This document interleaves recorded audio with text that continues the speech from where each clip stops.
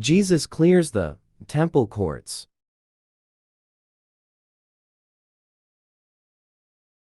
When it was almost time for the Jewish Passover, Jesus went up to Jerusalem. In the temple courts, he found people selling cattle, sheep, and doves, and others sitting at tables exchanging money. So he made a whip out of cords, and drove all from the temple courts, both sheep and cattle. He scattered the coins of the money changers and overturned their tables. To those who sold doves, he said, "Get these out of here. Stop turning my father's house into a market."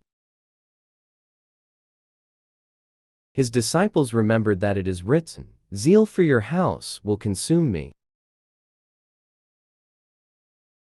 The Jews then responded to him, "What sign can you show us to prove your authority to do all this?" Jesus answered them, "Destroy this temple, and I will raise it again in 3 days." They replied, "It has taken 46 years to build this temple, and you are going to raise it in 3 days?" But the temple he had spoken of was his body. After he was raised from the dead, his disciples recalled what he had said. Then they believed the scripture and the words that Jesus had spoken. Now, while he was in Jerusalem at the Passover festival, many people saw the sign she was performing and believed it in his name.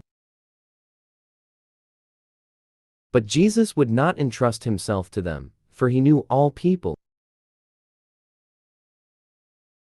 He did not need any testimony about mankind, for he knew what was in each person. John tells us that Jesus intended something else, that he was referring to his own body. We can perhaps imagine Jesus pointing at himself as he says, "Destroy this temple." The actual sign Jesus promised was his resurrection from the dead. The disciples only realized all of this after Jesus was raised from the dead.